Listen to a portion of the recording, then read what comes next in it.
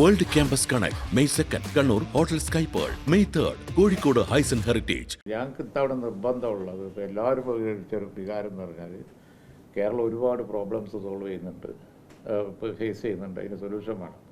ഒന്ന്. രണ്ടാമത് ഫണ്ടില്ല, തീരെ ഫണ്ട് ഇല്ല. ഈ ഗവൺമെൻറ് ഇപ്പോൾ പോകുന്ന ഗവൺമെൻറ് ഒരുപാട് ബാധ്യതകളാണ് ഉണ്ടാക്കി വെച്ചിരിക്കുന്നത്.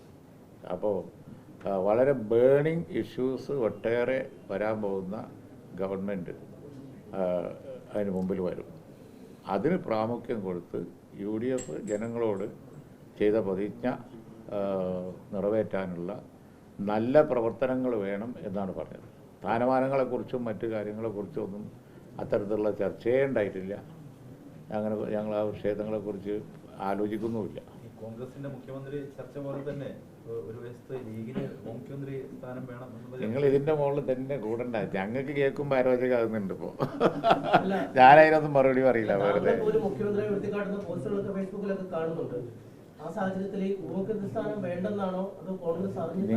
നിങ്ങൾ കേരളത്തോട് ചെയ്യുന്ന ഒരു പാതകമാണ് ഈ ചർച്ച ഇതിമ മാത്രം ഒതുക്കുന്നത്. കുറച്ചും കൂടി എൻ്റെ ഒരു അഭിപ്രായത്തിൽ പറയാം, ഞങ്ങൾ അഡ്വൈസ് ചെയ്യല്ല, കുറച്ചും കൂടി നമ്മൾ ബേണിംഗ് ഇഷ്യൂലേക്ക് ചർച്ച കൊണ്ടുവരണം. ഇതിപ്പോൾ മാത്രം ഇങ്ങനെ ചർച്ച ചെയ്ത് കേൾക്കുന്നവർക്കും വളരെ അരോചകമായി തോന്നുന്നുണ്ട്. എനിക്ക് തോന്നുന്നത് ഇത് അതൊക്കെ ഒന്ന് വിടാൻ നേരമായി. ഞങ്ങൾക്ക് യാതൊരു ബോധറേഷനും ഇല്ലല്ലോ, പിന്നെ നിങ്ങളെന്തിനെങ്ങനെ ബോധർ ചെയ്യുന്നത്? അങ്ങനെയുള്ള പ്രശ്നങ്ങളൊന്നും ഇപ്പല്ല. ഇനിയിപ്പോൾ അവർ സ്ഥാനങ്ങളിൽ നിന്ന് അവർ സ്വയം രാജിവെച്ച് പോയി. ഇപ്പം അത് ചർച്ച ചെയ്യുന്നതിൽ എന്തെങ്കിലും അർത്ഥമുണ്ട്? അങ്ങനെ എന്തെല്ലാം ഇടതുപക്ഷത്തിനുണ്ട്? എത്ര ആൾ പുറത്തു പോയി, എത്ര ആൾ സ്ഥാനാർത്ഥിയായി? ഈ സമയത്താണോ ഈ ചർച്ച? അതുകൊണ്ട് അത് വിട്, ഇപ്പം അതൊന്നും വേണ്ട. ഏതാ പവർ കട്ടുണ്ട്? അത് അല്ല, അത് അത്തരം ഒരുപാട് വിഷയങ്ങൾ ഇന്ന് ചർച്ച ചെയ്തു. അത് ഞങ്ങൾ പറഞ്ഞില്ലാന്നേ ഉള്ളൂ. മറ്റേ ഞങ്ങൾ പ്രമേയമുണ്ട്. വാൽപ്പാറ ദുരന്തത്തിൽപ്പെട്ടവർക്ക് ചികിത്സാ ചെലവ് കൂടി കൊടുത്തിട്ടില്ല. അത് വലിയ അത് മരിച്ച ഡ്രൈവറെ ഹോസ്പിറ്റൽ മാറ്റാനുള്ള സമ്മതം കൂടി കൊടുത്തില്ല. അപ്പോൾ ദീർഘകാല കരാറ് റദ്ദാക്കിയതിൻ്റെ ഒരു ബുദ്ധിമുട്ട് ഇപ്പോൾ കാണാം. അല്ലെങ്കിൽ എളുപ്പം വൈദ്യുതി വാങ്ങാമായിരുന്നു. അപ്പോൾ വൈദ്യുതി വൻ വില കൊടുക്കുന്നതാണല്ലോ പ്രോബ്ലം വരുന്നത്. അല്ലെങ്കിൽ വൈദ്യുതി വാങ്ങാമായിരുന്നു. അതിനാണ് അന്ന് ഉമ്മൻചാണ്ടി ഗവൺമെൻറ് ദീർഘകാല കരാറുണ്ടാക്കിയത്. ആ കരാറില്ലാത്തതാണ് ഇപ്പോഴത്തെ പ്രശ്നം. പിന്നെ ഭാഗ്യത്തിന് മഴയും കാര്യമൊക്കെ ഉണ്ടായതുകൊണ്ട് കുറച്ച് കൊല്ലം പവർ കട്ട് ഇല്ലാതെ പോയി. ഇപ്പോൾ UDF ഗവൺമെൻറ് വന്നിട്ടൊന്നുമില്ലല്ലോ.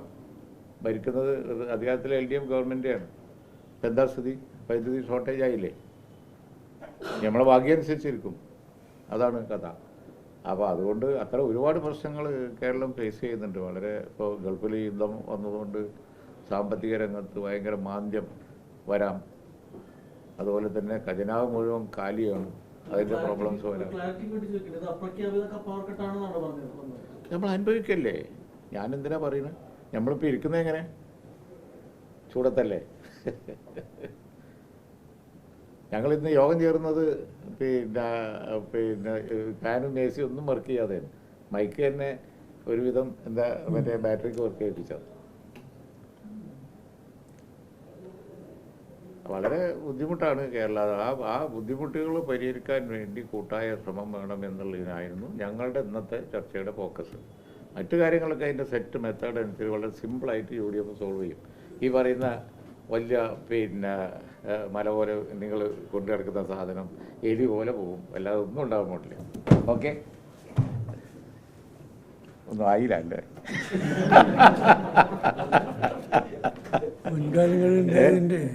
മുൻകാലങ്ങളിൽ ഉണ്ടായതിന്റെ അടുത്തുപോലും ഒന്നും എത്തുന്നില്ല.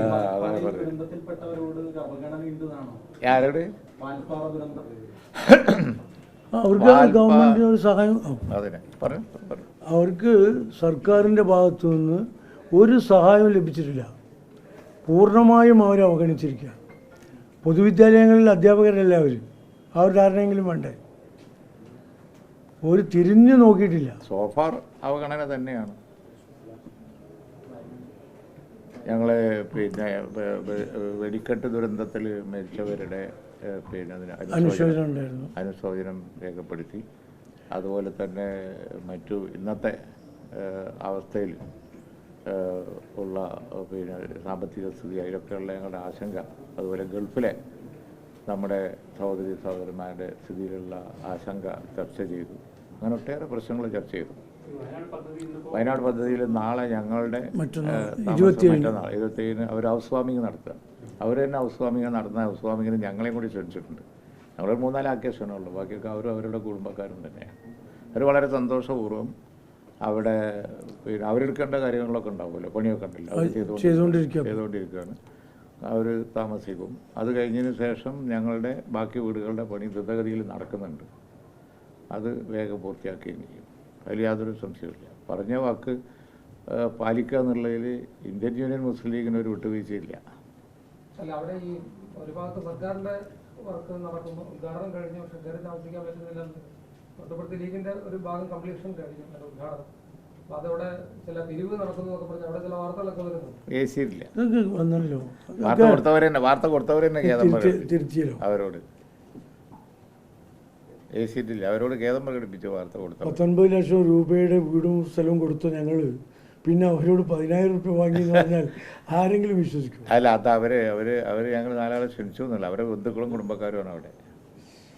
അവർ സ്വന്തമായി 51 കുടുംബങ്ങൾ കയറി താമസിച്ച് ഇപ്പം നിലവിൽ കയറി താമസിച്ചു. കുറേ അവരൊരു ഹൗസ് വാമിങ്, അവർ ഒരു റെസിഡൻസ് അസോസിയേഷൻ പോലെ ഒരു ഹൗസ് വാമിങ് നടത്തുകയാണ്.